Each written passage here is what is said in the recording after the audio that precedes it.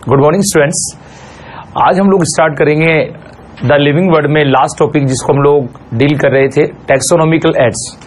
और last class में हम लोगों ने ये समझा था कि टैक्सोनॉमिकल एड्स जो होते हैं वो किस तरह से हमको समझाते हैं कि इनके थ्रू हम लोग किसी भी प्लांट का या किसी भी एनिमल का क्लासिफिकेशन कर सकते हैं, उनका आइडेंटिफिकेशन कर सकते हैं, नोमेनक्लेचर कर सकते हैं, देन फाइलोजेनिक रिलेशन को हम बतला सकते हैं। जो सिस्टमेटिक्स या क्लासिफिकेशन साइंस होती है उसकी सारी हेल्प जो करते हैं वो टैक्सोनॉमिकल एड्स करते हैं। अब ध्यान रखिएगा, ये जो एड्स हैं वो एड्स नहीं है जिसमें एड ही ऐसा हो जाता है। तो आप लोग ध्यान रखना कि यहां पर जो टैक्सोनॉमिकल एड्स हैं उसमें हम लोग किसको कवर कर चुके हैं। एक तो हमने कवर कर लिया है हर्बेरियम। हर्बेरियम में हम लोगों को हमेशा ध्यान रहना चाहिए कि जो टैक्सोनॉमिकल एड्स है ये ओनली फॉर प्लांट्स के लिए हैं, हम लोग बात कर ही चुके हैं। सेकंड, हम लोगों को ये ध्यान रखना है कि ये हर्बेरियम जो होते हैं वो नॉर्मली क्या होते हैं, किसी प्लांट को लिए जाते हैं, लेकिन वो प्लांट कैसा होता है, नॉन लिविंग। ये बहुत ध्यान देने वाली बात है, नॉन लिविंग होता है। तीसरी बात हम लोगों को ये ध्यान रखनी है कि जो हर्बेरियम शीट्स बनाई जाती हैं वो प्लांट की बनाई जाती हैं। अगर कोई ट्रीज हमारे पास है, अब ट्रीज को तो ही पूरा लगाएंगे हम हर्बेरियम शीट पर, कोई ट्री है तो ट्री की क्या ली जाती है, लीफ ली जाती है, ओके, या उस ट्री का थोड़ा सा एक पार्ट ले लिया जाता है स्टेम का। तो ध्यान रखना, हर्बेरियम शीट अगर किसी ट्री की बनाई जा रही है तो उसमें ओनली लीफ ली जाएगी। ये तो अंडरस्टूड है कि कोई ट्री है तो हम कैसे उसको कंप्लीट पेस्ट करेंगे, कहां, छोटी सी हर्बेरियम शीट पर। तो बड़े प्लांट जो होते हैं, जो ट्रीज वगैरह होते हैं, उनके कोई पार्ट ले लिए जाते हैं। जनरली कौन सा पार्ट लिया जाता है, लीफ वाला पार्ट लिया जाता है। अब कुछ क्वेश्चन हमसे पूछ सकता है वो इस तरह से, जैसे कि भाई उसने पूछा कि जो हर्बेरियम होते हैं उसमें कौन सा कैरेक्टरिस्टिक्स नहीं होता या कौन सा कैरेक्टरिस्टिक्स होता है। तो होता है तो पूछेगा, जैसे मान लीजिए फॉर एग्जांपल न्यू क्वेश्चन पूछ लिया जाता है, हर्बेरियम और हर्बेरियम शीट शोविंग इन विच कैरेक्टर और कैरेक्टरिस्टिक्स। अब इस तरह से कोई क्वेश्चन पूछा जाता है कि भाई जो हर्बेरियम या हर्बेरियम शीट्स होती हैं उनमें कौन से टाइप के कैरेक्टर मिलते हैं। सपोज कीजिए फर्स्ट दिया गया इसमें कि भाई जो हर्बेरियम या हर्बेरियम शीट्स होती है उसका क्या कैरेक्टर है, उसमें यूज नॉन लिविंग प्लांट। ठीक है, पहला ऑप्शन हमको ये दे दिया कि हर्बेरियम शीट में क्या होते हैं, नॉन लिविंग प्लांट को यूज करते हैं। सेकंड कैरेक्टरिस्टिक दे दिया tagging on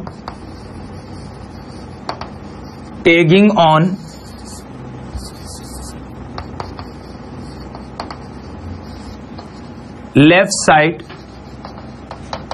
side of herbarium sheet, okay. Third option हमको दे दिया herbarium sheet prepared only for plant. ठीक है, और फोर्थ ऑप्शन दे दिया ऑल ऑफ दिस। तो एक तो इस टाइप का क्वेश्चन बन सकता है। यहां हम लोग ध्यान रखेंगे कि पहला ऑप्शन हम डिस्कस करते हैं, क्या नॉन लिविंग प्लांट की हर्बेरियम शीट बनती है, यस। टैगिंग की जाती है लेफ्ट साइड पर, yes.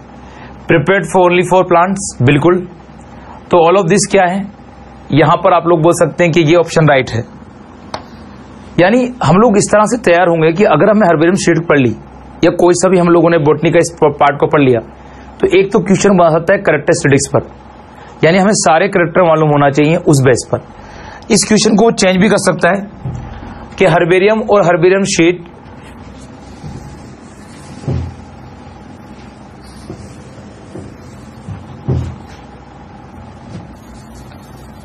Characteristics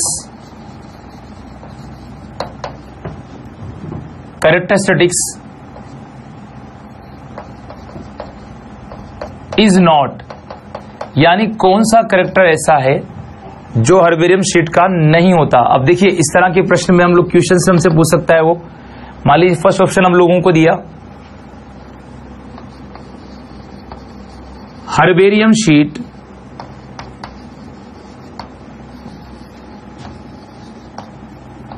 use only plant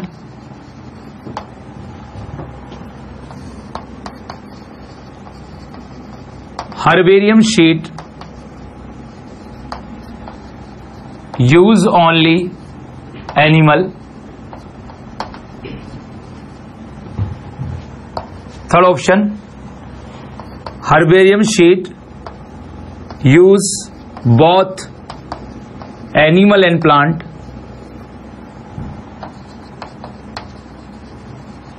and last option दे दिया हम लोगों को, हर्बेरियम शीट, या हमको बोल दिया ऑप्शन 2 and 3। देखिए बड़ा सिंपल क्वेश्चन है, लेकिन ऐसे क्वेश्चंस में भी हम लोग मिसमैच कर देते हैं। अब यहां तो हमें कोई प्रॉब्लम नहीं होना चाहिए पहले ऑप्शन में कि herbarium sheet use only plant, लेकिन क्वेश्चन दिया गया है इज नॉट। कई बार हम लोग क्या करते हैं, जल्दीबाजी में क्वेश्चन पढ़ लेते हैं और सोच नहीं पाते कि पूछा क्या गया है, कौन सा कैरेक्टर हर्बेरियम शीट से मैच नहीं कर रहा है। हर्बेरियम शीट ओनली प्लांट के लिए यूज होती हैं, right. Herbarium sheet use only animal, ये रॉन्ग है क्योंकि एनिमल्स के लिए हर्बेरियम शीट नहीं बनाई जाती। Herbarium sheet use both animal and plant, और ऑप्शन 2 और 3 ये दोनों ही रॉन्ग हैं। तो देखिए हम लोग उस समय कंफ्यूज होते हैं क्या ऑप्शन सेकंड सही है, क्योंकि जल्दीबाजी में हम थर्ड और फोर्थ ऑप्शन पढ़ते ही नहीं है। तो यहां से बचना है हम लोगों को, ठीक है, क्योंकि हर्बेरियम शीट्स क्या होती हैं, अरे पढ़ लिया हमको समझ में भी आ गया, लेकिन क्या उस पर से क्वेश्चन सोल्व कर सकते हैं हम लोग, ये मेन चीज होती है। तो आप लोग तैयार रहना इस तरह के क्वेश्चन के लिए भी कि ये ऑप्शन सही नहीं है। हालांकि ये ऑप्शन मैच नहीं कर रहा है, लेकिन हम देखें ऑप्शन 2 और 3 दोनों को, तो दोनों ही मैच नहीं कर रहे हैं। हर्बेरियम शीट यूज बोथ, ये बोथ वाली बात ये बता रही है कि हर्बेरियम शीट्स एनिमल की बनती है, प्लांट की बनती है। प्लांट की बनती है इसमें नो प्रॉब्लम, लेकिन एनिमल की नहीं बनती है, इसलिए ऑप्शन सेकंड और थर्ड दोनों ही क्या है, रॉन्ग है। तो सिंपल टाइप क्वेश्चन है, कोई हार्ड नहीं है, बस हम लोगों को ध्यान रखना है कि यहां से बचना है कि कोई क्वेश्चन अगर पुट होता है तो हम लोग गलती ना कर जाएं। ओके, तो इस तरह से हम लोगों को यह ध्यान रखना है कि हर्बेरियम से इसके साइड कोई क्वेश्चन नहीं बनेगा, ठीक है। साइज वाइज से भी क्वेश्चन बनने के चांस नहीं है। उसके बाद हमने फ्लोरा को डिस्कस कर लिया था। अब हम लोग तीसरा जो टैक्सोनॉमिकल एड्स हैं उनको यूज करेंगे।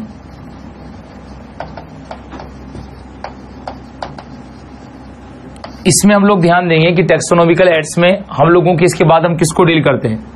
इसमें सबसे इंपॉर्टेंट है हम लोग जिसको डील कर रहे हैं, कीज। देखिए कीज से क्वेश्चन बन सकता है हम लोगों के, और ये बहुत खास है। जनरली अगर मुझे कोई चीज नहीं आती है तो मैं क्या करूंगा, अगर मान लीजिए मैं नालायक हूं, पढ़ने में बिल्कुल बकवास हूं, तो मुझे की चाहिए जिससे मुझे उसके आंसर मिल जाए। मैथ्स वाले जनरली ऐसा कर सकते हैं। मैथ्स वाले क्या करते हैं, कुछ क्वेश्चन ऐसे हैं जिनको उनको नहीं आ रहा है तो उसका आंसर कहां से ले लेंगे, कीज से ले लेंगे, ऑप्शन से कहां से ले लेंगे, कीज से ले लेंगे। तो कीज क्या करती है, जब हमें कोई चीज नहीं आती है तो उसके ऑप्शन अवेलेबल कराती है, जिसमें से एक ऑप्शन सही होता है वो हमको दे देती है। यानी किसी भी चीज का हमें आंसर चाहिए तो कहां से मिलता है, कीज से मिलता है। अब हमें यहां पर क्या चाहिए, टैक्सोनॉमिकल हेल्प चाहिए, प्लांट की आइडेंटिफिकेशन चाहिए। ओके, प्लांट के हमें कैरेक्टर चाहिए, प्लांट का क्लासिफिकेशन चाहिए। मान लीजिए आप दुनिया में आ जाएं और आपको ये नहीं मालूम हो कि आप कौन है, जैसे पीके फिल्म में वो ये जानना चाहता है कि मैं हिंदू हूं, मुस्लिम हूं, ईसाई हूं, क्या हूं, और जानना कितना मुश्किल हो जाता है, बहुत मुश्किल होता है ना। जब किसी को मालूम नहीं कि मैं कौन हूं तो अपने आप को कहां फिट करेगा। अब ऐसे ही कीज हेल्प करेगी कि कोई प्लांट या एनिमल है तो वो कहां फिट होगा। पहली बात तो ये समझ लीजिएगा कीज दोनों के लिए अवेलेबल है, ठीक है। कीज अवेलेबल हैं, प्लांट एंड एनिमल दोनों के लिए कीज बनाई जाती हैं। तो पहला डिफरेंस तो आपको क्लियर हो ही जाना चाहिए कि कीज जितनी भी जैसी भी हैं वो प्लांट्स और एनिमल दोनों के लिए अवेलेबल हैं। तो ऐसा नहीं कि only for plants only for animal. तो पहली बात तो ये हो गई। अब कीज में क्या होगा, अब मैं ऐसे एक में फिट होऊंगा। अगर मान लीजिए आप वो हालत मेरी है तो मैं एक में जगह फिट होऊंगा, मैं ना मोमडन होऊंगा या फिर हिंदू होऊंगा या फिर क्रिश्चियन होऊंगा। ऐसा नहीं हो जाएगा कि मैं सभी फिट हो जाऊंगा, ठीक है। अगर मान के चलिए अगर अपने बॉडी ये कलर को मैच कराते हैं स्किन कलर को, तो या तो मैं गोरा होऊंगा या मैं काला होऊंगा, किसी एक कलर से मैच करूंगा, या तो मैं टॉल होऊंगा या ड्रॉप होऊंगा, या तो मेरी लेंथ ज्यादा होगी या शॉर्ट होगी, मीडियम जैसी कोई चीज बनती नहीं है। या फिर मैं बोलूंगा कि भाई कोई दूसरा करेक्टर ले रहा हूं, फ्लावर रंग कलर दे रहा हूं, तो दो ही कलर होंगे, या तो व्हाइट होगा या जो भी होता है रेड होगा, जो भी एक कलर होता है।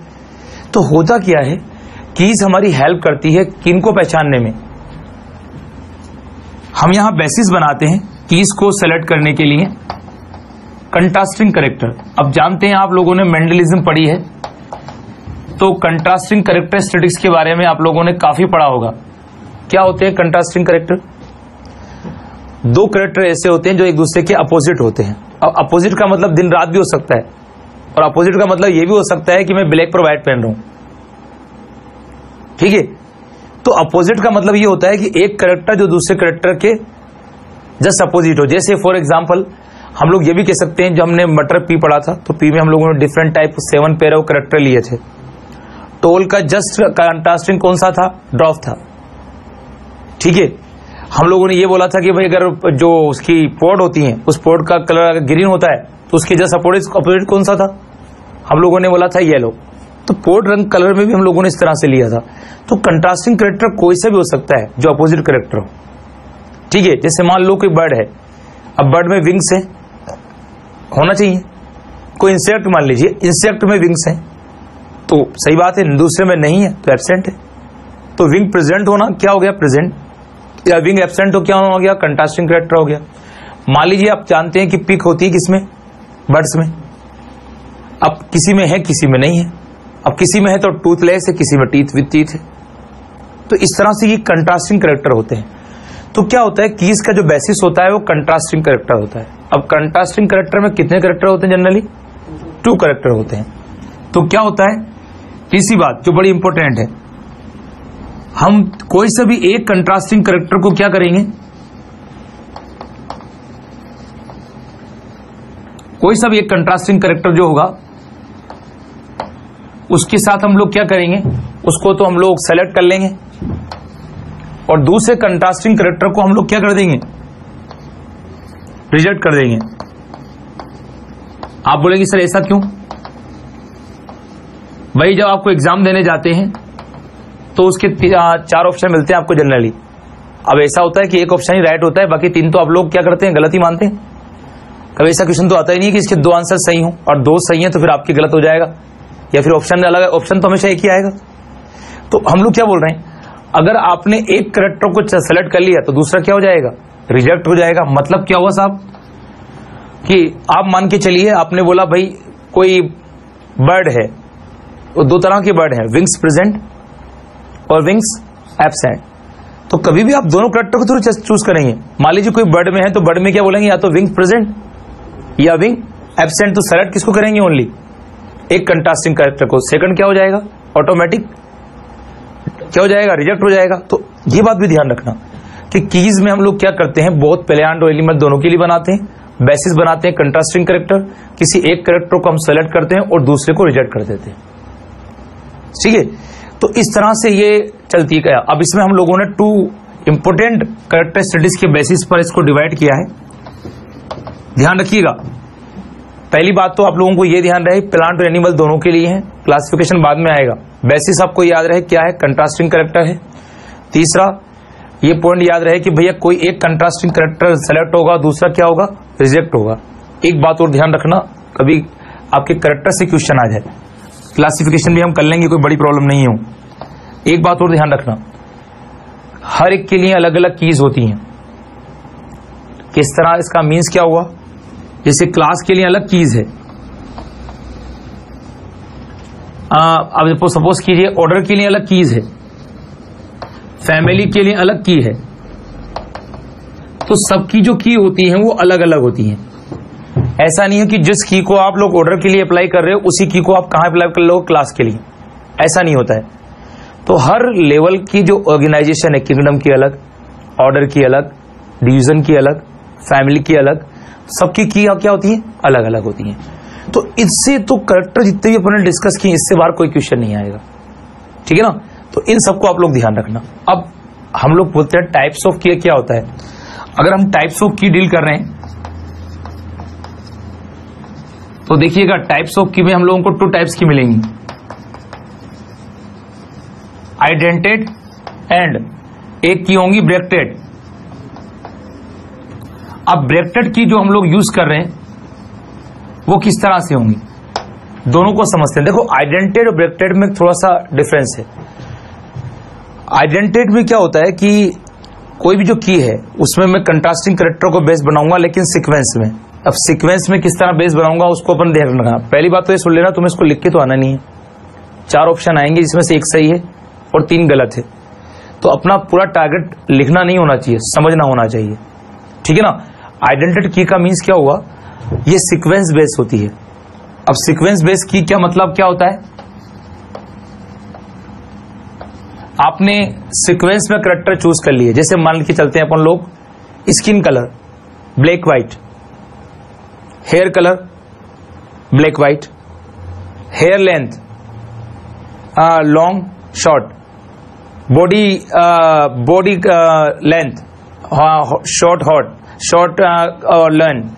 अगली कंडीशन पर अपन आए, पोजीशन ऑफ बॉडी स्ट्रेट, या किसी भी तरह से हम यूज कर लिया, यानी एक से नीचे बाद हम कैरेक्टर चूज करते जा रहे हैं। मान लीजिए अपन लोग कंटिन्यूस का मीन्स क्या हो गया, हम लोगों ने पहले चूज किया leaf, short leaf, long leaf, shape of leaf. Second अपन ने यूज किया length of stem, short stem या लॉन्ग स्टेम। देन हमने ले लिया फ्लावर कैरेक्टरिस्टिक्स, रेड फ्लावर और पिंक फ्लावर और व्हाइट फ्लावर। तो हम लोग क्या करते हैं, एक सिस्टम में, एक चेन में कैरेक्टर को चूज करते हैं और चेन में यूज करते हैं, उसका सीक्वेंस छोड़ते नहीं है, ठीक है ना। और उन कैरेक्टर को हम वन वे में लिखते जाते हैं। देखा आप लोग, देखना मैं इसको यूज करता हूं सीक्वेंस में। मैंने बोला लीफ, शेप, ये मेरा पहला कैरेक्टर है। दूसरा कैरेक्टर क्या यूज किया मैंने, स्टेम लेंथ, समझना बात को। तीसरा कैरेक्टर यूज किया फ्लावर कलर,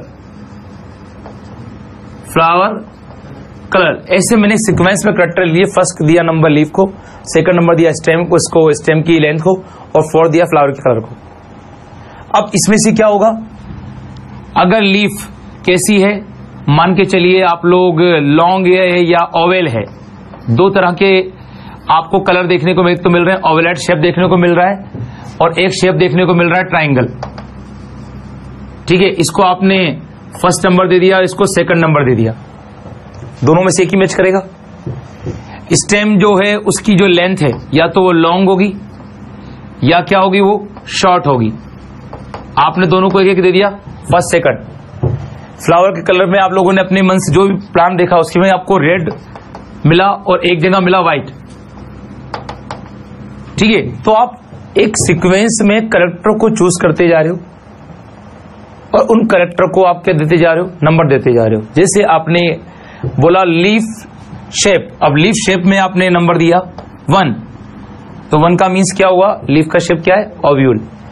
आपने बोला स्टेम लेंथ, और स्टेम लेंथ में आपने नंबर दिया 2, सपोज कीजिए। तो हम लोग समझ रहे हैं कि स्टेम शॉर्ट है। आपने फ्लावर का कलर यूज किया और कलर में आपने यूज किया रेड, तो आपके पास फर्स्ट सेकंड थर्ड का मीनिंग क्या हुआ, फर्स्ट का मीन्स लीफ शेप हुआ, सेकंड का मीन्स स्टेप लेंथ हो गया, थर्ड का मीन्स फ्लावर कलर हो गया। और इसके साथ आपने ये नंबरिंग दे दी। एक आपने सेलेक्ट की है और दूसरी आपने रिजेक्ट की है। आपने पहले कैरेक्टर में जो शेप देखा वो ओवेल था, इसलिए आप लोगों ने 1 नंबर दिया। सेकंड में आप लोगों ने क्या करा, स्टेम की लेंथ में आपने 2 कैरेक्टर देखे, लॉन्ग एंड शॉर्ट, और आपने किसी एक कैरेक्टर को ले लिया। तीसरे में भी आपने क्या करा, 2 कंट्रास्टिंग कैरेक्टर थे, रेड और व्हाइट, जिसमें से आपने कौन सा यूज किया, जो देखा वो आपने यूज कर लिया रेड। तो ये क्या है, कैरेक्टर बेस्ड की है किसी पर्टिकुलर प्लांट की। हम ओनली एग्जाम्पल देख रहे हैं, उसके थ्रू समझ रहे हैं। तो आप लोग ध्यान रखना, आइडेंटिटी की जो होती है वो क्या होती है, सीक्वेंस में जो कैरेक्टर होते हैं उन कैरेक्टर को बेस बनाकर बनाई जाती है। जितने भी कैरेक्टर होते हैं उनको नंबर दिए जाते हैं। ये नंबर सीक्वेंस में होते हैं, जैसे हमने 1 2 3 लिए और जो कैरेक्टर थे उनको 1 to 1 नंबर दे दिया, ओके। अब ब्रैकेटेड की क्या होती है, ब्रैकेटेड की भी क्या होती है, वही कंट्रास्टिंग कैरेक्टर के लिए दी जाती है, लेकिन ये कहां होती है, ब्रैकेट में।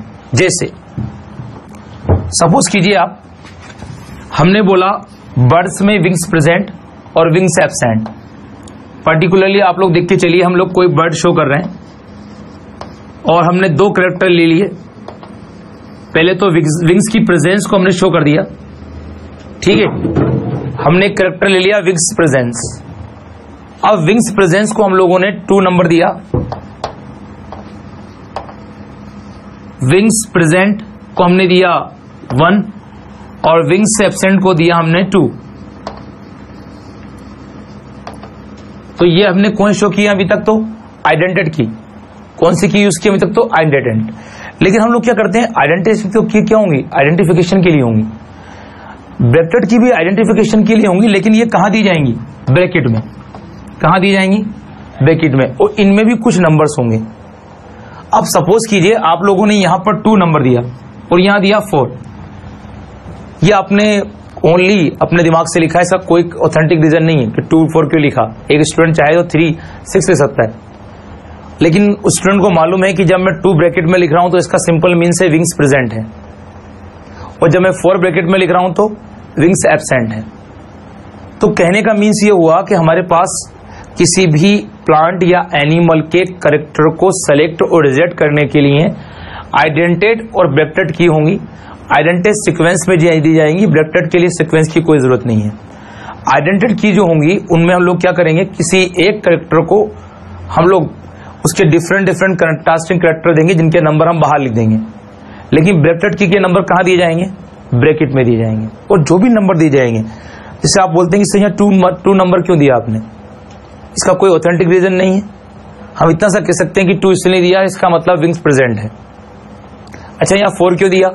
3 क्यों नहीं दिया गया? 3 किसी और कैरेक्टर में काम आ रहा है, इसलिए हमने 3 को 2 बार नहीं दिया। कोई भी एक जो नंबर होगा वो बार बार रिपीट नहीं होगा। जैसे मान लीजिए, इसको बहुत ध्यान से समझना आप लोग, एक बार ध्यान से समझ लोगे तो बढ़िया रहेगा। आप बर्ड्स पे चले तो बर्ड पर आपने देखा पिक प्रेजेंट, या पिक कैरेक्टर को आपने चूज कर लिया। पहला कैरेक्टर तो आपने ये ले लिया, दूसरा कैरेक्टर ले लिया आप लोगों ने विंग्स का ले लिया, तीसरा कैरेक्टर ले लिया आप लोगों ने लेग्स का ले लिया, legs with nail, legs with nail. 3 character आपने एक सीक्वेंस में यूज कर लिए बर्ड के। पिक उसके जो पिक कैसा है, उसकी विंग्स कैसी हैं, और उसके जो हैं वो लेग्स कैसे हैं। तो 3 कैरेक्टर आपने दिए, फर्स्ट सेकंड थर्ड। अब फर्स्ट नंबर किसके लिए यूज होगा? ओनली पिक के लिए होगा। विंग्स के लिए क्या होगा? 2। 3 किसके लिए होगा? लेग्स के लिए। अब मान लीजिए इस फर्स्ट में 2 बार लिखा आपने first, pick long pick short, ठीक है। पिक लॉन्ग पिक शॉर्ट, किसी एक ही को आप वो क्या करेंगे? सेलेक्ट करेंगे, या तो लॉन्ग वाली को या शॉर्ट वाले को। अब आपके ऊपर डिपेंड करता है कि आप अभी कौन सी की शो कर रहे हैं। अब आपने 1 2 3 कैरेक्टर लिख लिया है, 1 2 3 आप नंबर नहीं दे सकते। कहां? ब्रैकेट के बाहर। अभी आप कौन सी की शो कर रहे हैं? आइडेंटिटी। तो आइडेंटिटी की में क्या करा है आप लोगों ने? 1 नंबर के लिए आपने यूज कर लिया है। मान लीजिए आपने रोमन में दे दिया फर्स्ट, सेकंड ये दे दिया आप लोगों ने, ठीक है। तो आपने अगर फर्स्ट दे दिया तो पिक कैसी है? लॉन्ग, और सेकंड दिया तो पिक कैसी है? शॉर्ट। ये तो आपकी आइडेंटिटी की हो गई। लेकिन अगर आप ब्रैकेट की देते हैं तो आप लोगों ने एक नया नंबर दे दिया, क्योंकि 4 नंबर कहीं नहीं है ना, अभी 4 नंबर कहीं नहीं, 4। तो 4 नंबर आपने इसका दे दिया और 5th नंबर इसका दे दिया। जब भी ब्रैकेट में 4 आएगा तो हम अंडरस्टूड समझ जाएंगे पिक लॉन्ग है, और जब 5th आएगा तो पिक क्या हो जाएगी? शॉर्ट हो जाएगी। अच्छा, एक साथ दोनों की यूज कर जाती है क्या? नहीं, किसी एक ही की को हम यूज कर सकते हैं किसी भी कैरेक्टर को शो करने के लिए। दोनों की कोई जरूरत नहीं पड़ती एक साथ। तो अब इसकी समरी निकाल लेते हैं। क्या समझ में आ रहा है हम लोगों को? कीज कंट्रास्टिंग कैरेक्टर पर बेस्ड होती है, ठीक है। कीज जो होती है प्लांट और एनिमल दोनों के लिए दी जाती है। कीज में क्या होता है कि जब हम लोग कीज का यूज करते हैं तो उनका जो कैरेक्टर होते हैं कंट्रास्टिंग, एक को हम लोग सेलेक्ट करते हैं, दूसरे को रिजेक्ट करते हैं। दोनों कैरेक्टर कभी चूज नहीं हो सकते। अगली बात, कीज जो होती हैं वो हमेशा अलग अलग होती हैं। प्लांट्स में क्लास की अलग होती हैं, डिवीजन की अलग होती हैं, ऑर्डर की अलग होती हैं, फैमिली की अलग होती हैं, जीनस की अलग होती हैं। हमने एग्जांपल दिया ये कंडीशन में। जब हम लोग कीज बनाते हैं तो कीज में ध्यान रखते हैं कि 2 तरह से कीज दी जाती हैं, identity and bracket. Identity keys जो होती हैं वो सीक्वेंस में होती हैं, और जो ब्रैकेटेड की होती हैं वो क्या होती हैं कि वो सीक्वेंस में नहीं होती हैं, हो तो हमें दिक्कत नहीं है, लेकिन आइडेंटेड की क्या होती है, किसी ब्रैकेट के बाहर दी जाती है, और ब्रैकेटेड की क्या होती है, किसी ब्रैकेट के अंदर दी जाती है। That's all. ठीक है, इसको राइट डाउन कीजिए आप।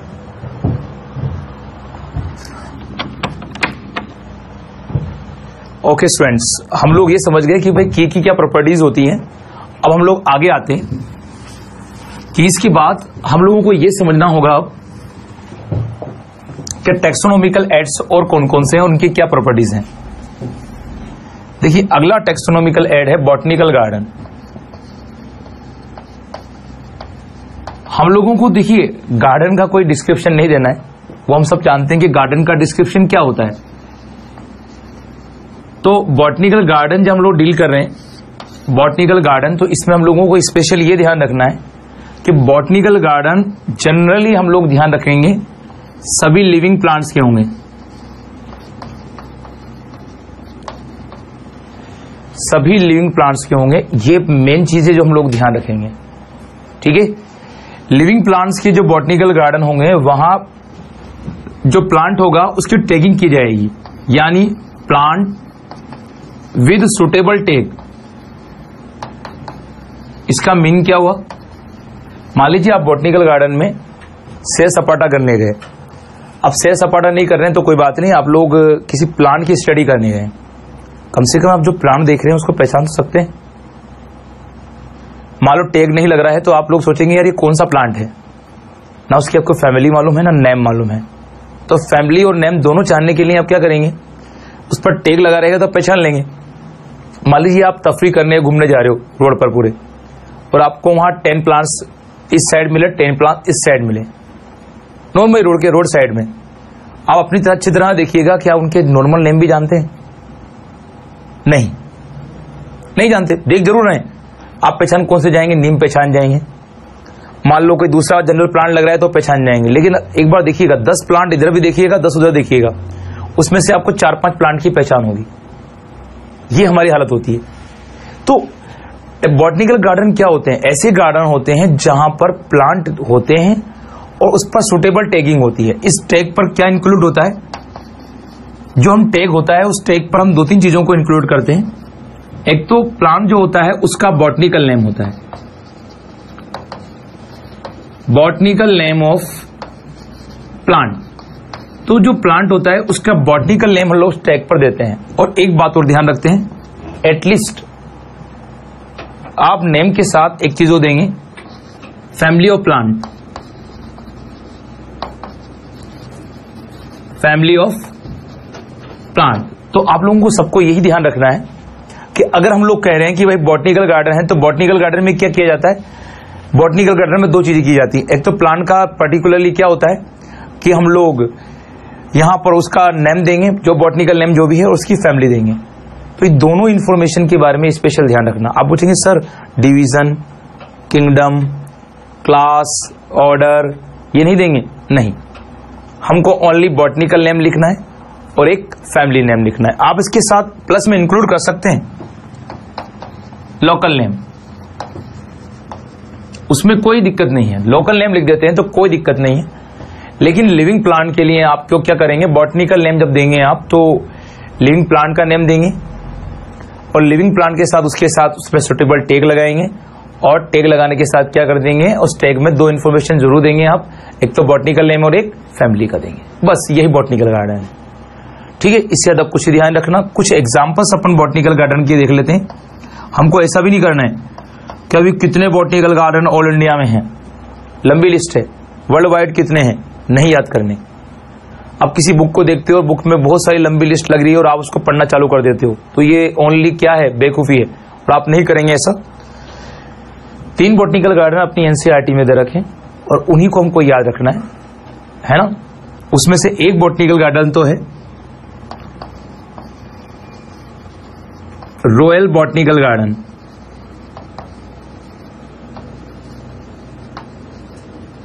और ये बॉटनिकल गार्डन कहां है, ये बॉटनिकल गार्डन है क्यू में। ये नॉर्मल चीज है, आपको आसानी से याद रह जाएगा। और ये क्यू कहां पर है, इंडिया में नहीं है, इंग्लैंड में, लंदन में है। ठीक है, इतना सा ध्यान रख लेना। एक क्वेश्चन अगर यहां से बना तो ये पूछ लेगा, अगर यहां से नहीं पूछता है तो दूसरा बॉटनिकल गार्डन पूछ सकता है आप लोगों से, इंडियन बॉटनिकल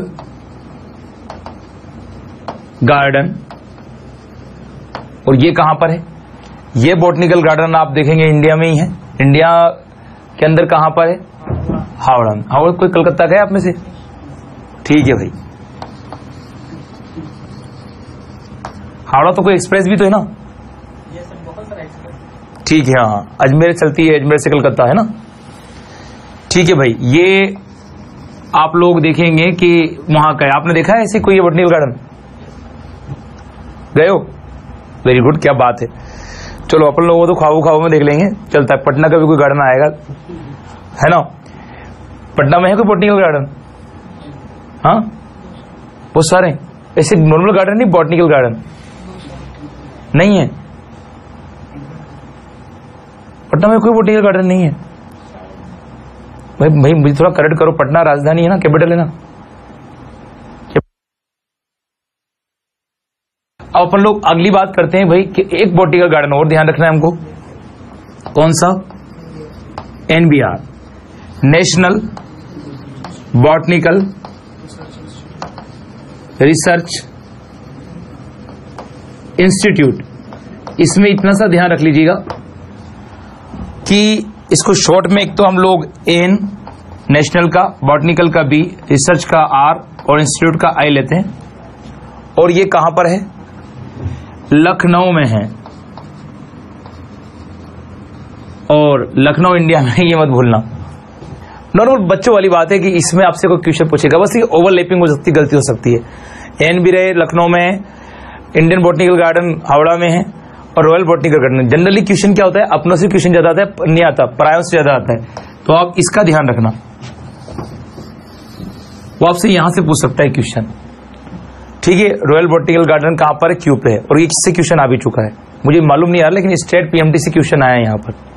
ठीक है ना, कि ये बॉटनिकल गार्डन कहां होता है। तो बॉटनिकल गार्डन में देखो एग्जाम्पल तो हर स्टूडेंट याद करके जाएगा, ऐसा कोई स्टूडेंट नहीं इसको एग्जाम्पल याद नहीं होगा। मेन वो यहां से ओवरलैप कर देगा, इन क्वेश्चन से ही ओवरलैप कर देगा। बॉटनिकल गार्डन में टैग में क्या होता है? Botanical name and family name. Botanical garden living plant के बनाए जाते हैं। ठीक है, इतना आप लोगों को ध्यान रखना है और कुछ बॉटनिकल गार्डन में एक्स्ट्रा नहीं पढ़ना है। अगर हम लोग आगे आते हैं तो एक अगला वर्ड आता है मोनोग्राफ। मोनोग्राफ में देखिए ग्राफ लग रहा है, वर्ड ग्राफ, मोनोग्राफ। ये छोटी सी लाइन NCERT की, वहां हम लोगों की मोनोग्राफ दे रखा है। मोनोग्राफ में हम लोगों को इतना ध्यान रखना है कि यहां पर डिस्क्रिप्शन होता है only for plant, description only for plant. अब प्लांट में डिस्क्रिप्शन किसका होता है? उसके जीनस एंड फैमिली। तो प्लांट के जीनस और फैमिली का जो डिस्क्रिप्शन होता है वो किस में दिया जाता है? मोनोग्राफ में। सेकंड बात हम लोगों को यह ध्यान रखनी है कि मोनोग्राफ में डिस्क्रिप्शन किस लेवल पर होता है? मॉर्फोलॉजिकल, जेनेटिकल, ठीक है, ये जनरली डिस्क्रिप्शन होता है। फाइलोजेनिक,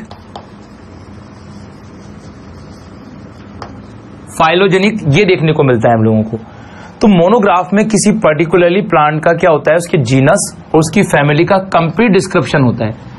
तो सबसे इंपॉर्टेंट बात तो यही है कि आपको एक तो याद रहे कि प्लांट के लिए होते हैं मोनोग्राफ, और दूसरी बात यह रहे कि उनके पर्टिकुलरली जीनस और उनकी फैमिली का कंप्लीट डिस्क्रिप्शन दिया जाता है। तो ये मोनोग्राफ होते हैं। अब डिस्क्रिप्शन किस किस में दिया जाता है? मॉर्फोलॉजी पर, जेनेटिकल, फिजियोलॉजिकल। एक बात और ध्यान रख लीजिएगा, फिजियोलॉजिकल। अब देखिए, एक तो आप लोग इतना सुनते हैं, उसको याद रखना बहुत मुश्किल हो जाता है। बॉटनी की प्रॉब्लम यही होती है। तो कहीं कहीं छोटी छोटी बातों का ध्यान रखना। जैसे मैं आपके सामने एक सिंपल सा प्लांट ड्रॉ कर लेता हूं, सिंपल सा प्लांट। नॉर्मली हर स्टूडेंट जानता है कि प्लांट में ये चीज तो होती है भाई। अब इसके पास में मैं दूसरा प्लांट बनाता हूं, थोड़ा अजीब लगेगा कि इसमें जो लीव्स है मैंने डिफरेंट बना दी हैं, और थोड़ा सा इसमें मैंने यहां पर वेरिएशन ले आया हूं, तो आपको समझ में आ रहा है कि दोनों प्लांट डिफरेंट दिख रहे हैं मॉर्फोलॉजिकल। स्टेम दोनों में एक जैसा ही है, लेकिन स्टेम से ये एक्स्ट्रा मॉडिफिकेशन निकल रहा है जो इसमें नहीं निकल रहा। इसकी लीव्स अलग हैं, इसकी लीव्स अलग हैं। तो आपको नॉर्मली मालूम पड़ना चाहिए कि यार दोनों को मुझे पहचानने के लिए मेरे पास क्या होना चाहिए, मोनोग्राफ। क्योंकि मोनोग्राफ में इस प्लांट का अलग मोनोग्राफ बनेगा, इस प्लांट का अलग मोनोग्राफ होगा, दोनों की पिक्चर्स होंगी, दोनों की पिक्चर्स होंगी। मोनोग्राफ में पिक्चर्स भी इंक्लूड करते हैं हम लोग। जैसे अगर मैं बोल दूं आपसे, मोनोग्राफ में पिक्चर्स भी होती हैं, किसकी, प्लांट्स की, जिससे हमको इजीली आइडेंटिफाइड कर सकते हैं। मैंने एक बिल्कुल रफली डायग्राम की तरह शो किया आपको कि मोनोग्राफ में दोनों की मॉर्फोलॉजी स्पेशल शो हो रही है। अब जेनेटिक्स में कुछ अगर क्रोमोसोमल नंबर में चेंजेस है, जैसे मान लीजिए इसका 2n बराबर 14 है, उसका 2n बराबर 18 है, तो ये भी शो किया जाएगा। फाइलोजेनी, मान लीजिए ये प्लांट के जो एंसेस्टर प्लांट्स हैं वो कौन से हैं, इसका ओरिजिन कहां से हुआ, इसका ओरिजिन कहां से हुआ, ये कहां लोकल एरिया में मिलता है, इंडिया में वर्ल्ड वाइड कहां मिलता है, या फॉरेन में वर्ल्ड वाइड कहां मिलता है, सब डिस्क्रिप्शन मिल जाएगा आपको। फिजियोलॉजी, फिजियोलॉजी के बेसिस पर मालूम पड़ेगा इसमें transpiration, respiration, photosynthesis, different mechanism कैसी होती हैं। यानी मोनोग्राफ एक बड़ी तरह की बुक हो गई जिससे मुझे सारी की सारी जानकारी मिल जाएंगी, और वो जानकारी होंगी मॉर्फोलॉजी, जेनेटिकल, फिजियोलॉजिकल, है ना, और फाइलोजेनिक। डिस्क्रिप्शन होगा, डिस्क्रिप्शन समझ गए आप, पूरा का पूरा कंप्लीट डिस्क्रिप्शन। तो ये आपको मोनोग्राफ के बारे में ध्यान रखना चाहिए। क्लियर? तो ये मोनोग्राफ की बात हो गई। अब मोनोग्राफ के बाद हम लोग सिंपल सा बात करते हैं कैटलॉग और मैनुअल्स की।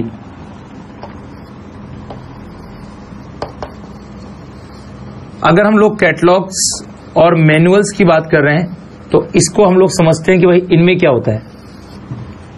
देखो, सबका एक एक की पॉइंट है, उस की पॉइंट को हमको याद रखना है। कैटलॉग और मैनुअल्स में हम लोगों को इतना ध्यान रखना है कि जनरली ये क्या होती है, लाइब्रेरी ऑफ प्लांट होती है। जैसे आप लोग जनरली कैटलॉग और मैनुअल तो थोड़ा नॉर्मली जानते हैं। अपन किसी रेस्टोरेंट में गए तो वहां कैटलॉग मैनुअल्स होता है, सिंपल सी, उसमें क्या क्या मिलने वाला है वहां पर ये मालूम होता है। समझ रहे हैं आप? भाई मैं अगर किसी रेस्टोरेंट में जाता हूँ खाना खाने, मेरे सामने मेन्यूल तो आ जाता है, उसमें लिखा रहता है भैया यहाँ पर ये मिलेगा और इतने इतने पैसों में मिल जाएगा। तो यहाँ कैटलॉग मेन्यूल्स में क्या होता है, किसके लिए कैटलॉग मेन्यूल्स होते हैं, प्लांट्स के लिए होते हैं, और प्लांट का डिस्क्रिप्शन होता है। तो ओनली फॉर प्लांट्स, ये एक एक लाइन दे रखी है हमारी बुक में, और उन्हीं लाइन से क्वेश्चन बन जाएगा। ओनली फॉर प्लांट्स, पहली बात तो हम लोग कैटलॉग मेन्यूल्स ओनली फॉर प्लांट्स के लिए बनाते हैं। और इसमें क्या होता है, कैटलॉग मेन्यूल्स क्या होते हैं, ये पर्टिकुलरली लाइब्रेरी होती है, लाइब्रेरी ऑफ बॉटनिकल साइंस। ये वर्ड बहुत खास है भाई।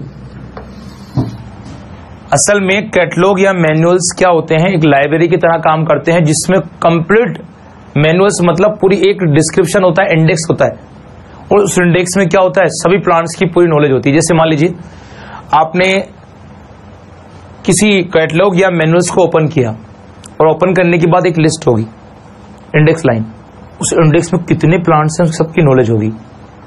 ठीक है, तो इतना ध्यान रखना, इंडेक्स ही होती है इसमें, और ये बॉटनिकल जो साइंस होती है उसी के बनाए जाते हैं, यानी प्लांट्स के बनाए जाते हैं। और इनमें क्या होता है, ओनली इंडेक्स होती है। यानी हम लोग क्या करते हैं, केवल कैटलॉग या मैनुअल्स में हम प्लांट्स के क्या बना लेते हैं, एक लाइन बना लेते हैं, एक सूची बना लेते हैं, एक लंबी सी डिस्क्रिप्शन बना लेते हैं, जिसमें उनकी जानकारी होती है कौन कौन से प्लांट्स उस पर्टिकुलरली लाइब्रेरी में अवेलेबल है।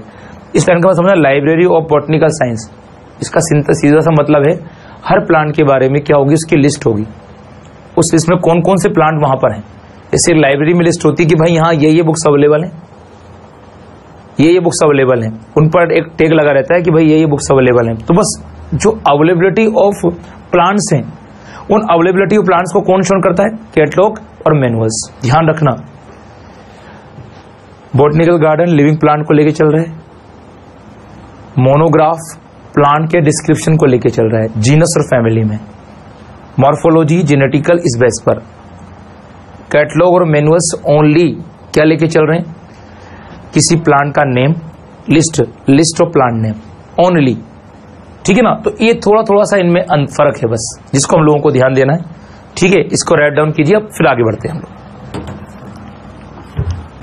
ओके स्टूडेंट्स, अब हम लोग आगे बढ़ते हैं और बात को समझते हैं कि एक लास्ट टेक्सोनॉमिकल एड्स है जिस पर हम लोगों को स्पेशल ध्यान देना है, और वो कौन सा है।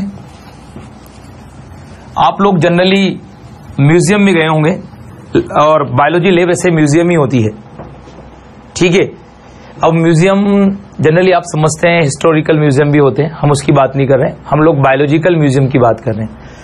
म्यूजियम में क्या होता है जनरली, बायोलॉजिकल म्यूजियम में स्पेसिमेन्स होते हैं।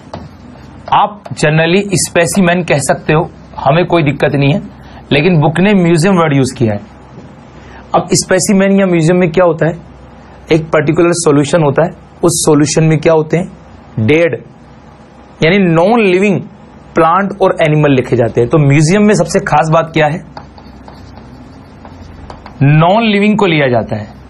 सेकंड इंपोर्टेंट बात क्या है, म्यूजियम प्लांट और एनिमल दोनों का होता है।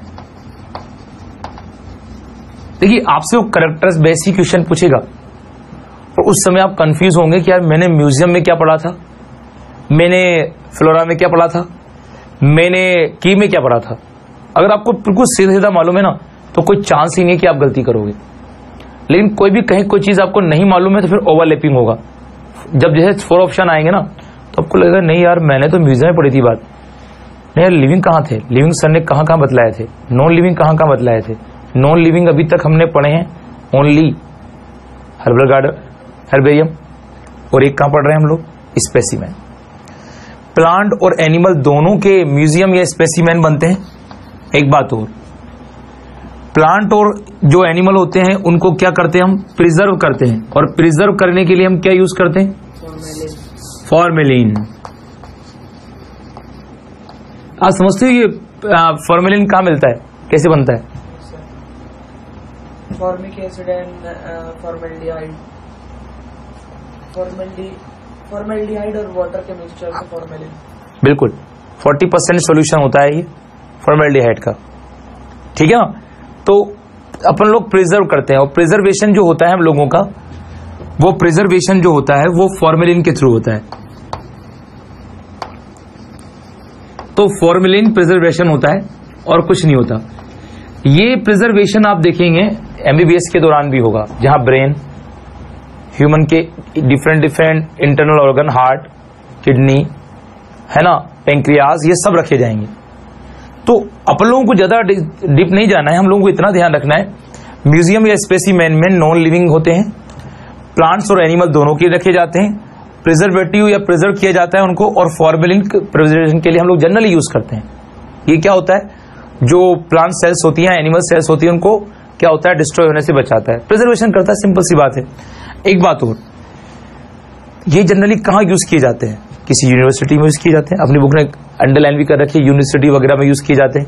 और कहां यूज करते हैं हम लोग इनको, हमारे किसी भी स्कूल वगैरह में यूज कर सकते हैं, कॉलेज वगैरह में यूज कर सकते हैं। ये क्वेश्चन नहीं पूछेगा आपसे वो कि कहां कहां यूज कर सकते हैं। आप तो स्पेसिमेन या म्यूजियम का ध्यान रखना, ये नॉन लिविंग के लिए काम आते हैं, प्लांट्स एनिमल दोनों में काम आते हैं, प्रिजर्वेशन किया जाता है और फॉर्मेलिन के थ्रू किया जाता है। कुछ पूछना है आपको यहां से, नहीं, ठीक है भाई। तो टोटल ओवरऑल अपन के कौन कौन से कंप्लीट हो गए टेक्सोनॉमिकल एड्स, हर्बेरियम, फ्लोरा, की, म्यूजियम, उसके बाद हम लोगों ने बात की बॉटनिकल गार्डन, उसके बाद हम लोगों ने कौन से लिए, मैनुअल्स एंड कैटलॉग्स, और जूलॉजिकल पार्क डील कर लेते हैं। जूलॉजिकल पार्क में इतना ध्यान रखना है, उससे भी कोई क्वेश्चन आपके पुट होगा तो यही होगा, ये जूलॉजिकल जो पार्क होते हैं ये क्या होते हैं भाई, इससे कोई क्वेश्चन जनरली नहीं आएगा भाई। जूलॉजिकल पार्क जो होते हैं वो, एक बात ध्यान रखना, only for animal, only for animal. अब एनिमल में आप कुछ भी ले सकते हो, चाहे बर्ड्स हो वो, चाहे दूसरी कैटेगरीज हो, ओनली फॉर एनिमल, ठीक है ना। तो जूलॉजिकल पार्क पे ध्यान रखना, ये जनरली क्या होते हैं, एनिमल के लिए आते हैं। और जनरली अपन सब जानते हैं इसका पर्पस क्या होता है, जितने भी जूज हैं है ना, वहां पर्पस क्या होता है जान। देखिए मान लीजिए डिफरेंट टाइप्स की चिड़िया हैं, पक्षी, बर्ड्स हैं, इनको हम देख रहे हैं, तो उससे हमारा सीधा सा टारगेट क्या है, आप डिफरेंट टाइप्स ऑफ बर्ड्स को अपने सामने देखेंगे और उनकी जो डाइवर्सिटी वो मालूम पड़ जाएगी। ऐसे तो मैं किसी लोयन को देख नहीं सकता, लेकिन मैं किसी भी जूलॉजिकल पार्क में लोयन को बड़े आराम से देख सकता हूँ, उसका मुझे पूरा बिहेवियर मालूम पड़ेगा, तो मैं उसके बिहेवियर को समझ सकता हूं। तो जो चीज मैं जंगल में या फॉरेस्ट में जाके नहीं देख सकता, मैं वो जूलॉजिकल पार्क में देख सकता हूं। मैं टीचर हूं, मान लीजिए मेरे स्टूडेंट को मुझे सिखाना है और दिखाना है कि भाई किस तरह से टाइगर होता है, टाइगर, लॉइन और क्या बोलते हैं उसको, पार्डस जो होता है आप लोगों का, उसमें क्या डिफरेंस होते हैं। तो लियोपर्ड और लॉइन और टाइगर में क्या डिफरेंस है, अब मैं ऐसे बतलाऊंगा तो मजा नहीं आएगा बच्चे को। मैं उसको जूलॉजिकल पार्क में ले जाऊं, तीनों दिखा देता हूं, है ना, तीनों दिखा दूंगा, बच्चा आराम समझ जाएगा। मान लीजिए डिफरेंट टाइप्स ऑफ बर्ड्स मुझे बच्चों को बढ़ानी है और बर्ड्स में उनको पिक्चर्स दिखा रहा हूं, उससे बढ़िया है कि मैं उनको जूलॉजिकल पार्क में ले जाऊं। तो जूलॉजिकल पार्क में सिंपल सा एनिमल बेस्ड होता है और यहां पर ही वही किया जाता है। जूलॉजिकल पार्क से कौन से पर्पस सोल्व जाते हैं, एक तो आइडेंटिफिकेशन हो जाता है,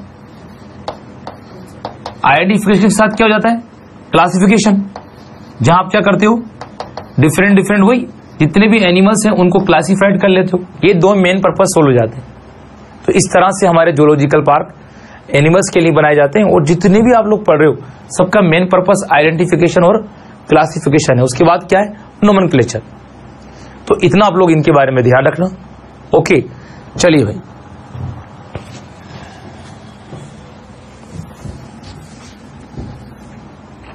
तो यहां से हम लोगों के नॉर्मली जितने भी टेक्सोनॉमिकल एड्स हैं वो कवर हो जाते हैं। अब टेक्सोनॉमिकल एड्स से हम लोग आगे बढ़ते हैं तो हम लोगों के सामने ये आता है कि स्पीशीज के बारे में क्या क्या कंसेप्ट होती हैं। ठीक है, तो एक बड़ा टॉपिक है, इसको अपन डील करेंगे।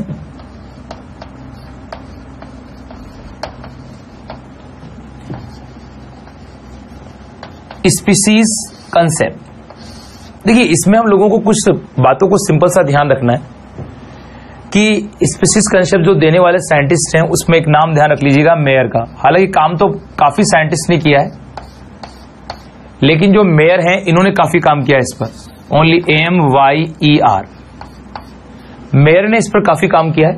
रुडोल्फ मेयर पूरा नाम है, इससे कोई मतलब नहीं है, लेकिन जो स्पीशीज कंसेप्ट है उसमें स्पीशीज को डिफाइन करने का काम, इस स्पीशीज को डिफाइन करने का काम किसने किया है, मेयर ने किया है। और जो कंसेप्ट दी वो किसने दी है स्पीशीज की, वो मेयर ने दी है। एक चीज तो हम लोग सिंपल सा ये ध्यान रखेंगे, कभी अब तो क्वेश्चन इस पर बेस नहीं आते। अच्छा, ये हमारी बुक में नहीं है, पहली बात तो ये एनसीईआरटी की जो बुक है उसमें कोई स्पीशीज कंसेप्ट नहीं है, लेकिन हमारे AIPMT के सिलेबस में है। इस कंसेप्ट में हम क्या बदलेंगे, कुछ कुछ स्पीशीज के नेम पढ़ेंगे और उनके टाइप्स पढ़ेंगे। ठीक है, चलिए भाई, एक बात और, हम लोग डिफरेंट टाइप की स्पीशीज देखते हैं, जैसे स्टैटिक स्पीशीज कंसेप्ट, एक होती है काइनेटिक और डायनेमिक स्पीशीज कंसेप्ट। ये कभी पढ़ी आपने? एक होती है स्पीशीज कंसेप्ट में हम लोग बात करते हैं नॉर्मली बायोलॉजिकल स्पीशीज कंसेप्ट।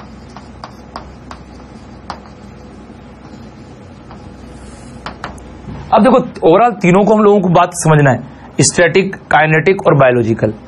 देखिए, सबसे छोटी यूनिट है किसी भी टेक्सोनॉमिकल क्लासिफिकेशन की, कौन है, स्पीशीज है।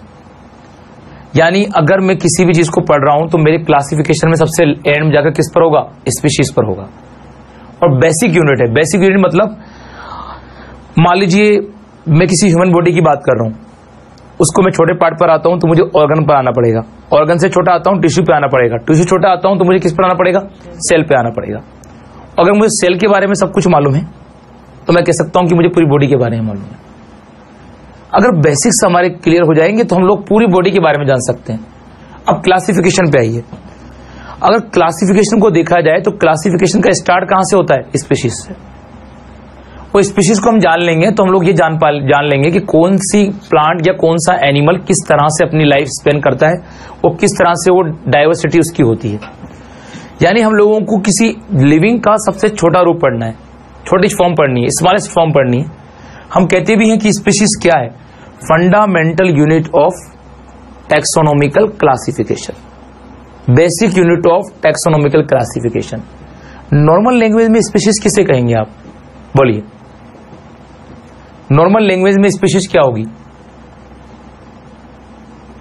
जनरल लैंग्वेज में।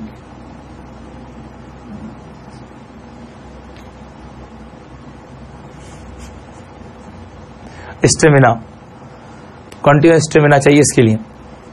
Group of organisms living in a particular habitat sharing particular habits. नहीं, group of population, group of population है, इंडिविजुअल की पॉपुलेशन का है, जिससे तुम सब ह्यूमन बींग्स हो और सब इंडिविजुअल हो, अलग अलग हो। तुम्हारा मैं ग्रुप बना लेता हूं जो आपस में इंटरब्रीड करते हो। अब देखो बात यहीं से आके देखो, यहां जब क्वेश्चन आएंगे ना, बॉटनी में आप कुछ भी नहीं कर सकते हो। बॉटनी का पोर्शन टफेस्ट होता है और बार बार इसमें रिसर्च करता है।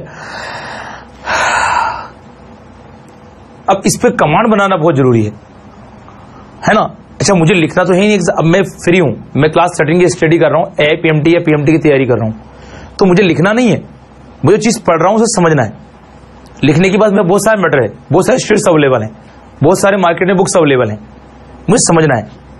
मुझे किताब की लैंग्वेज भी नहीं चाहिए, किताब में क्या लिखा हुआ है, मुझको तो ये चाहिए स्पीशीज क्या है, क्या मैं स्पीशीज हूं। हाँ, यहाँ स्पीशीज का मतलब वो मत समझ जाना कि भाई होमोसेपियंस तो सेपियंस स्पीशीज होगी, वो ठीक है, सेपियंस स्पीशीज है, नो प्रॉब्लम, लेकिन स्पीशीज हमारा सबसे छोटा इंडिविजुअल रूप है, फॉर्म है।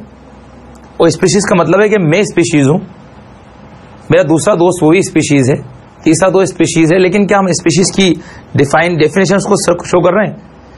जैसे हम सब स्टूडेंट्स क्या है, ग्रुप ऑफ पॉपुलेशन है जो स्पीशीज को डिनोट कर रहा है, आपस में इंटरब्रीड करते हैं, तभी तो संतान है, जनरेशन आती है नेक्स्ट। हम लोगों के फादर ने इंटरब्रीड किया, जिससे हम पैदा हुए, उनके बच्चे जो होंगे, हमारे बच्चे हैं, वो इंटरब्रीड करेंगे, वो भी आगे जनरेशन लाएंगे, हम सब स्पीशीज हैं, ठीक है ना। अब हम स्पीशीज किस तरह से डिवाइड होते हैं, यहां ये मत समझना ह्यूमन बींग्स और हम तो होमोसेपियंस हैं, यानी ह्यूमन बींग्स में होमो भी आ गया और सेपियंस भी आ गया, तो हम लोग जेनस और स्पीशीज नहीं, हम यूं नहीं बोल रहे हैं। हम इंडिविजुअल हैं जिसका ग्रुप बन रहा है और जो आपस में इंटरब्रीड करते हैं। लेकिन क्या इंटरब्रीड नहीं करेंगे तब स्पीशीज नहीं कहेंगे तो सही, लेकिन टाइप्स चेंज हो जाएगा उसका, ठीक है ना, टाइप्स चेंज हो जाएगा। तो एक बात ध्यान रखना कि स्पीशीज के बारे में जितनी भी कंसेप्ट दी गई हैं वो यही दी गई हैं कि कोई सी भी जो पॉपुलेशन का जो ग्रुप है जो आपस में इंटरब्रीड कर लेता हो वो क्या कहलाता है, स्पीशीज। अब देखो स्टैटिक कंसेप्ट बिल्कुल डिफरेंट जाती है। स्टैटिक कंसेप्ट जो थी उसको दिया था एक साइंटिस्ट है, नहीं नाम भी नहीं याद रहेगा तब भी आपको चलेगा, लेकिन स्टैटिक कंसेप्ट में ध्यान रखना, लेमार्क, नाम सुना है? जो लेमार्क थे उन लेमार्क ने इस कंसेप्ट को क्लियर किया। अब ये क्या बोलते हैं कि जो स्पीशीज होती हैं वो फिक्स होती हैं और नॉन म्यूटेबल होती हैं। ये क्या पॉसिबल है? स्पीशीज जो होती हैं वो स्टेबल है, फिक्स हैं और नॉन म्यूटेबल हैं। इसका सिंपल मतलब क्या हुआ, अगर मैं स्पीशीज हूं तो मेरे में चेंजेस नहीं आएंगे और ना मेरे में कोई म्यूटेशन होगा, यानी कोई भी स्पीशीज कभी कोई चेंजेस नहीं करती है, कोई म्यूटेशन उसमें नहीं आते हैं और जैसी वैसी रहती है। तो ये कंसेप्ट सही नहीं है, लेकिन फिर भी स्टैटिक कंसेप्ट की जो बात है वो ध्यान रखना। क्या माना ने स्पीशीज को? फिक्स माना, और क्या माना? Non mutable. ये बात ध्यान रखना भाई, किसने क्या बोला उसको आपको हमेशा ध्यान रखना चाहिए। स्टैटिक कंसेप्ट ये बोलती है, स्टैटिक मतलब स्टेबल, कोई चीज स्टेबल है, तो स्टैटिक कंसेप्ट ये बोलती है कि जो भी स्पीशीज होती है वो नॉन म्यूटेबल फिक्स होती है और उसमें कोई म्यूटेशन नहीं होते। जब म्यूटेशन नहीं होंगे तो चेंजेस कहां से आएंगे?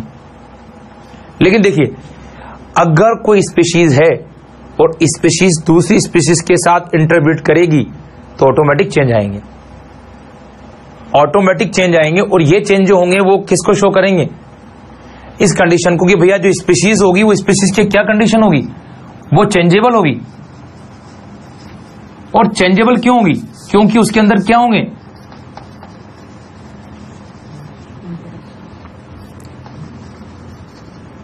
म्यूटेशन होंगे, इसलिए उसमें म्यूटेशन होंगे, इसलिए वो चेंजेबल होगी। तो म्यूटेशन होने से उसमें क्या हो जाते हैं? चेंजेस हो जाते हैं और इससे हम लोगों को देखने को मिल जाता है कंडीशन। अगली कंडीशन है बायोलॉजिकल कंसेप्ट। बायोलॉजिकल कंसेप्ट तो वही बोलती है कि स्पीशीज क्या होती हैं? ग्रुप ऑफ इंडिविजुअल्स होता है। हाँ, ग्रुप ऑफ इंडिविजुअल होता है तो उसमें क्या कंडीशन इंडिविजुअल में देखने को मिलती है, ये इंटरब्रीड करती है इस अदर से। इंटरब्रीड करेंगी तो क्या होगा, न्यू जनरेशन को ये पैदा करेंगी। तो हम लोग ये बोल रहे हैं कि भाई ग्रुप ऑफ इंडिविजुअल जिसमें इंटरब्रीडिंग होती है वो किस में आएंगे, सब बायोलॉजिकल कंसेप्ट बोलती है।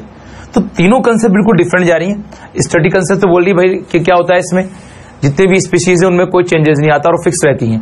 काइनेटिक क्या बोल रही है कि भाई नई स्पीशीज में चेंजेस आते हैं और म्यूटेशन होते हैं उनमें। और बायोलॉजिकल बोल रही है, इस कंसेप्ट के अकॉर्डिंग चल रही बायोलॉजी भी, कि भाई जो स्पीशीज होती हैं वो ग्रुप ऑफ इंडिविजुअल हैं जो पॉपुलेशन बनाते हैं और जिनमें क्या होता है, इंटरब्रीडिंग होती है, इंटरब्रीडिंग होती है। तो ये कंडीशन ध्यान रखिएगा किसकी होती है, बायोलॉजिकल स्पीशीज की कंसेप्ट की होती है।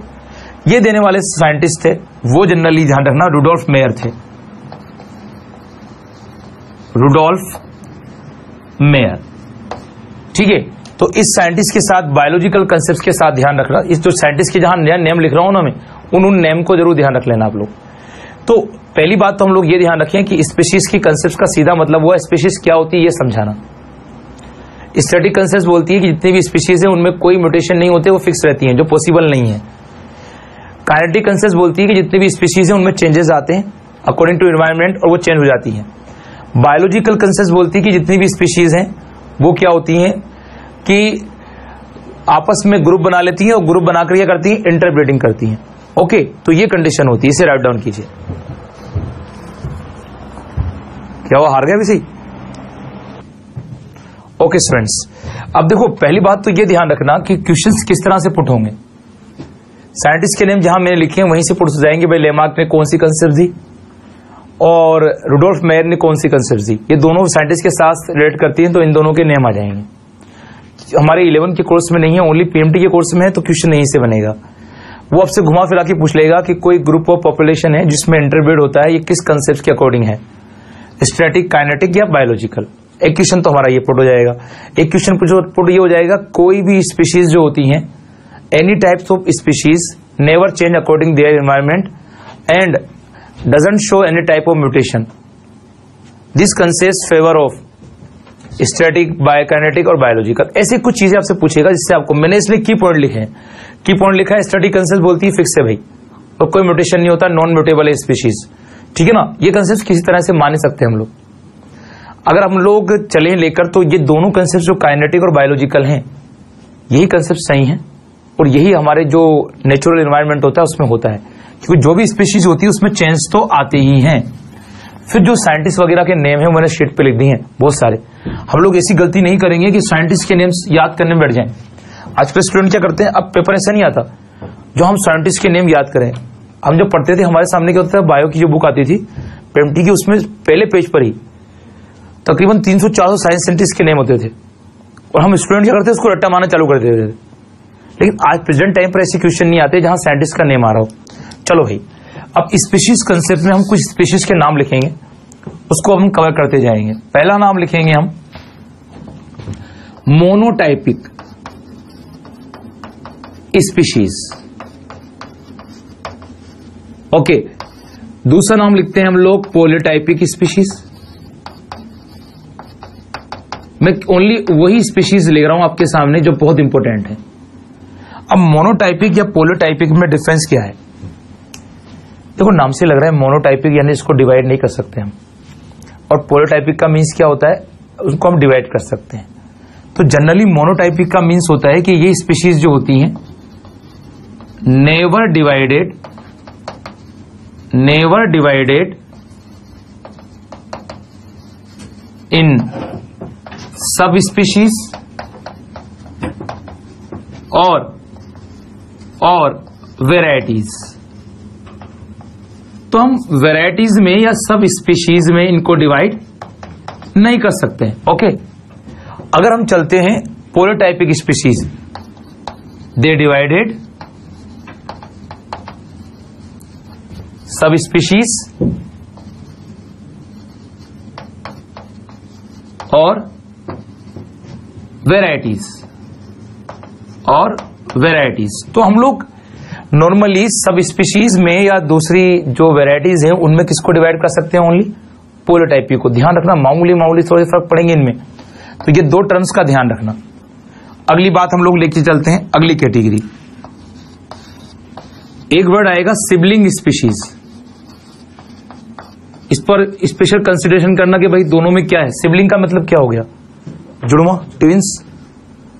तो इस तरह की कंडीशन होगी कि ये दोनों स्पीशीज जो होंगी वो मॉर्फोलॉजिकली क्या होंगी, मॉर्फोलॉजिकली सेम होंगी, मॉर्फोलॉजिकली सेम स्पीशीज है, ठीक है। तो जो मॉर्फोलॉजिकली सेम स्पीशीज होंगी सिबलिंग होंगी। और लेकिन सिबलिंग के साथ एक कंडीशन और होगी, ज्योग्राफिकल डिस्ट्रीब्यूशन हो सकता है इनका, या ज्योग्राफिकल ये डिवाइड हो सकती हैं, एक यहां पर है, दूसरी किसी पर्टिकुलर दूसरे एरिया में मिल सकती हैं, ठीक है। ज्योग्राफिकल एरिया डिस्ट्रीब्यूशन देखने को मिल सकता है कि दोनों स्पीशीज का हो, अलग अलग जो एरियाज हैं वहां डिस्ट्रीब्यूट हों। देखिए बात को समझिएगा, हमें पहला काम तो ये करना है कि इन स्पीशीज के पर्टिकुलर टाइप को समझना है। हमसे कहा गया सिबलिंग क्या है, सिबलिंग मतलब मॉर्फोलॉजिकली आप इनको डिवाइड नहीं कर सकते हैं, और ये ज्योग्राफिकल एरिया में अलग अलग एरिया मिल सकती हैं। ऐसा भी हो सकता है कि किसी पर्टिकुलरली एक ही ज्योग्राफिकल एरिया में हो। हम मान लेते हैं कि ये पूरा एक एरिया है ना, और यहां से यहां तक की बीच की डिस्टेंस, इस पॉइंट से इस पॉइंट के बीच की डिस्टेंस मान लीजिए 1000 किलोमीटर है। तो हो सकता है कि सिबलिंग पास पास हो या दूर दूर हो, लेकिन सिबलिंग को हम लोग पहचान सकते हैं कि यार ये स्पीशीज यहां पर भी है और ये स्पीशीज कश्मीर में भी है। हमने बोला कि यार ये स्पीशीज पटना में भी है और ये स्पीशीज नीचे कन्याकुमारी में भी है, और दोनों दिखने में कैसी हैं, एक जैसी हैं। तो इन्हें क्या कहा जाता है, सिबलिंग कहा जाता है, ठीक है। अब एक नाम और समझिएगा, ये बहुत सब इंपोर्टेंट टर्म्स हैं जिनको हमको ध्यान देना है। एक टर्म को देखिएगा आप, हम लोग एक वर्ड यूज करते हैं सिम्पैट्रिक एंड एलोपैट्रिक।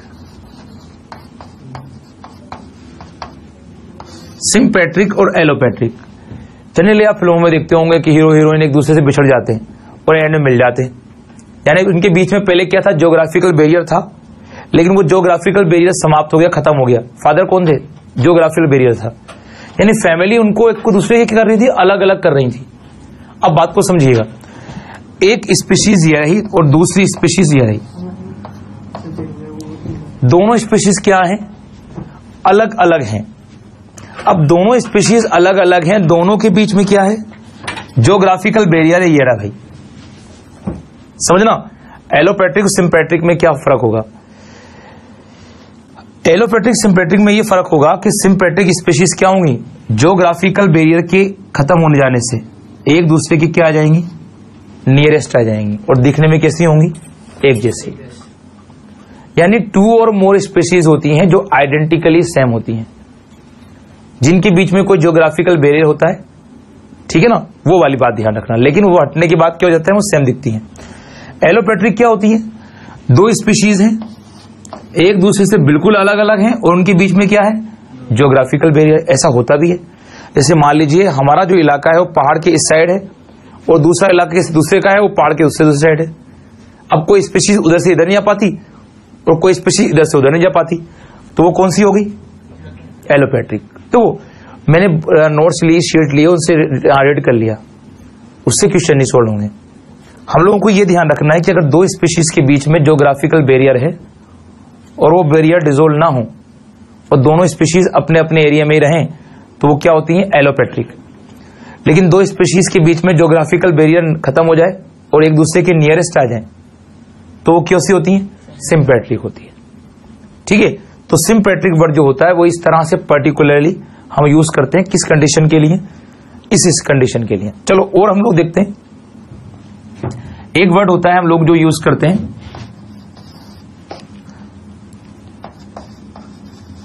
पैरापैट्रिक स्पीशीज। बहुत सारे टर्म्स हैं, इनको अगर क्लियर नहीं करेंगे तो दिक्कत आती है बाद में। पैरापैट्रिक का मीन्स क्या होता है कि 2 स्पीशीज के बीच में थोड़ा सा ही फर्क होता है, एक नैरो जोन में दोनों मिल सकती हैं। मान लो ये स्पीशीज फर्स्ट है और ये स्पीशीज सेकंड है, दोनों के लिए मैटिंग के लिए, इंटरब्रीड के लिए क्या एक छोटा सा जोन है, और छोटे से जोन में दोनों मैटिंग कर सकती हैं या मिल सकती हैं, इंटरब्रीड हो सकता है। यानी दो स्पीशीज के बीच में जो बैरियर है बहुत छोटा सा है, ठीक है, और दोनों स्पीशीज के मिलने के चांस होते हैं, तो उसे क्या बोलते हैं, पैरापेटिक। देखो इसमें वो भी पूछ सकते हैं आपसे कि भाई given the name of species which are interbreed in smaller zone या स्मॉलर एरिया, ठीक है, तो वो पैरापेट्रिक होंगी। Give the name of species which never interbreed each other because the physical barrier between them, तो वो कौन सी होंगी, एलोपेट्रिक।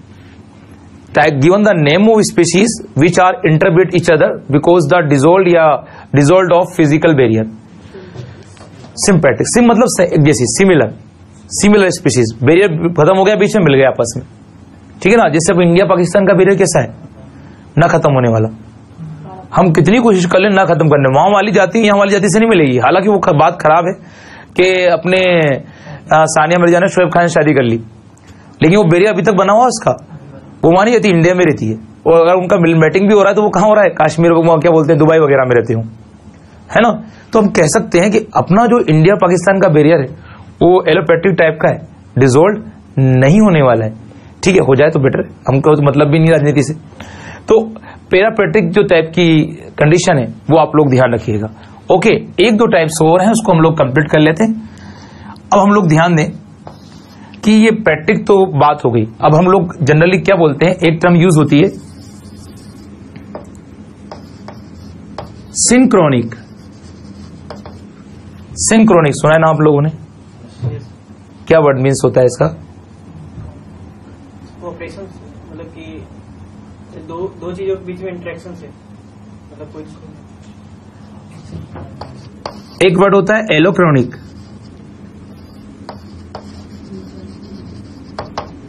सिंक्रोनिक एंड एलोक्रोनिक, दोनों टर्म्स को बतलाइए अब क्या होता है इसमें। अगर दो स्पीशीज हैं और दो स्पीशीज के लिए हम सिंक्रोनिक एलोक्रोनिक वर्ड यूज कर रहे हैं तो उसका मीन्स क्या है। देखो सिन यूज कर रहे हैं तो सिंपल सी बात है कि ये स्पीशीज क्या होंगी, जेनेटिकली सेम होंगी, ठीक है, और एलोक्रोनिक लग रहा है तो ये स्पीशीज क्या होंगी, टू और मोर स्पीशीज जो क्या होंगी, मॉर्फोलॉजिकली और जेनेटिकली क्या होंगी, डिफरेंट होंगी। तो ध्यान रखना सिंक्रोनिक क्या होंगी, सिंपल सी बात है, टू और मोर स्पीशीज होंगी, टू और मोर स्पीशीज होंगी जो क्या होंगी, जेनेटिकली और मॉर्फोलॉजिकली क्या होंगी, सेम होंगी। लेकिन एलोक्रोनिक क्या होंगी, दोनों स्पीशीज जो क्या होंगी, जेनेटिकली और मॉर्फोलॉजिकली क्या होंगी, डिफरेंट होंगी। तो जेनेटिकली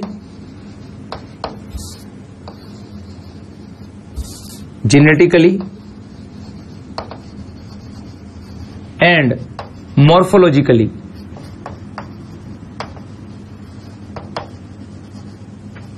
डिफरेंट स्पीशीज होंगी।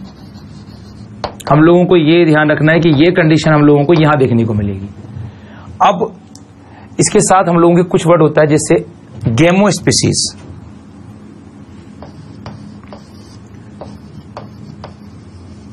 क्या लगता है आपको गेमो स्पीशीज का मीन्स क्या होना चाहिए। इस सारी स्पीशीज कंसेप्ट का मीन्स सिंपल सा है कि हम स्पीशीज के सारे टर्म को क्लियर कर लें। गेमो स्पीशीज वो स्पीशीज जो गेमेट बनाती है, ठीक है। अब देखो सिंपल बातें हैं, गेमो स्पीशीज वे स्पीशीज जो गेमेट बनाती है, दैट्स ऑल, ठीक है। अब आप लोगों को स्पेशल क्या ध्यान रखना है, स्पेशल तो आपको मोनोटाइपिक और पोलोटाइपिक ध्यान रखना है। मोनोटाइपिक पोलोटाइप के साथ सिबलिंग ध्यान रखनी है, ये सिम्पैट्रिक एलोपैट्रिक ध्यान रखनी है, और एक पैरापैट्रिक टर्म ध्यान रखनी है।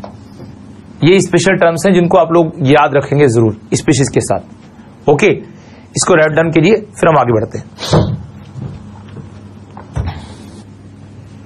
ओके स्टूडेंट्स, अब हम लोग ये बात ध्यान देने, कुछ एक्सेप्शन है जो इस कंसेप्ट को, स्पेशलिस्ट कंसेप्ट को लेकर नहीं चलते। अब वो कौन कौन से हैं भाई। पहली बात तो ये कि स्पीशीज तो वो होगी जो इंटरब्रीड करेगी, सबसे बेस्ट डेफिनेशन तो यही होती है, और क्या करेगी, जेनेटिकली डिफरेंट जनरेशन को वो ओरिजिन करेगी। अगर हम देखते हैं कि कहीं ऐसी कंडीशन हो जाती है कि कोई स्पीशीज इंटरब्रीड नहीं करती है, तो वो स्पीशीज कंसेप्ट का क्या होती है, एक्सेप्शन होती है। कभी अगर क्वेश्चन बन जाता है कि एक्सेप्शन ऑफ स्पीशीज कंसेप्ट कौन से हैं, तो आप इसमें से किसके नाम देंगे? आपने ये नाम सुना है,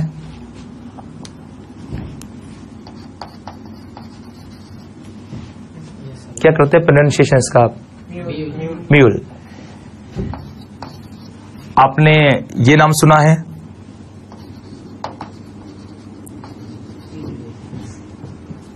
हाँ। दोनों में बेसिक डिफरेंस क्या है? ये दोनों एक्सेप्शन है, ठीक है ना। एक नाम सुना है आपने,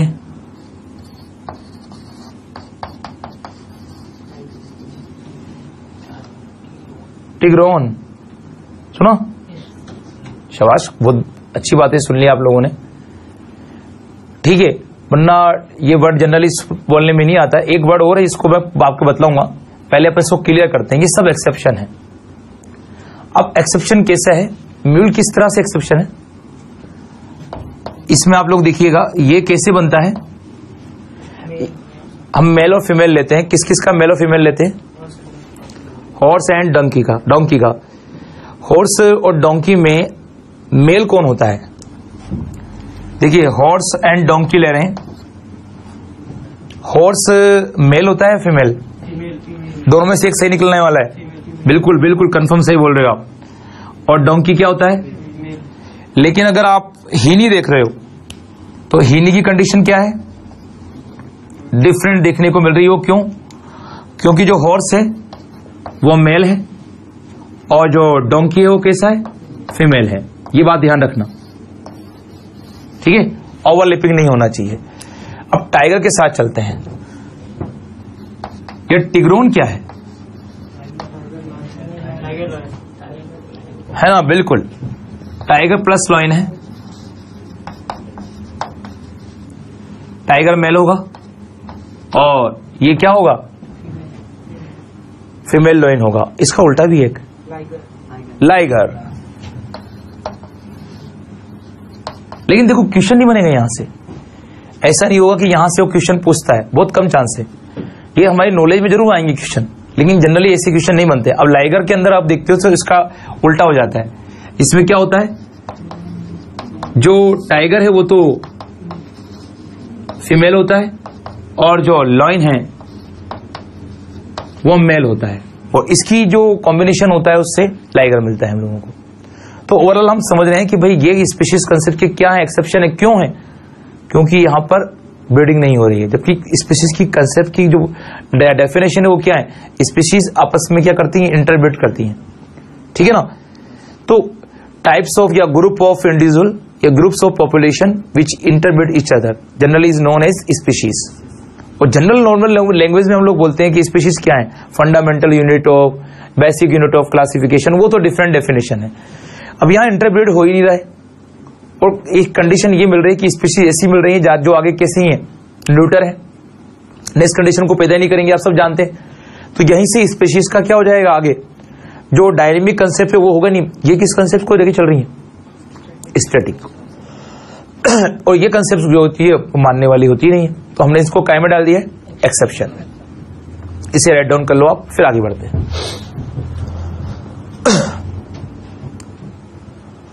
ओके स्टूडेंट्स, तो हम लोगों को ये ध्यान देना है अब कि यहां से हम लोगों की स्पीशीज कंसेप्ट कंप्लीट हो गई है, और ये चैप्टर जो फर्स्ट है इसमें जितने भी टॉपिक्स थे वो हम लोगों ने कंप्लीट कर लिए हैं। नेक्स्ट क्लास में जो हम मिलेंगे तो न्यू चैप्टर के साथ मिलेंगे। Good day, good bye.